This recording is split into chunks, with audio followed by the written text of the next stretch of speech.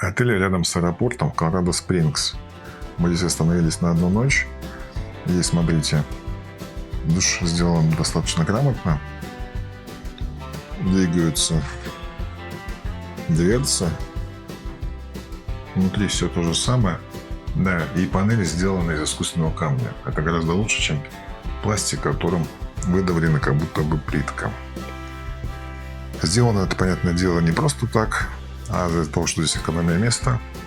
И распашную дверь здесь просто не поставить. Но получилось, тем не менее, хорошо и красиво, и вода не течет на пол.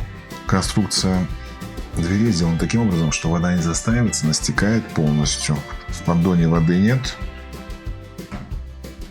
Здесь вот плотно прилегает.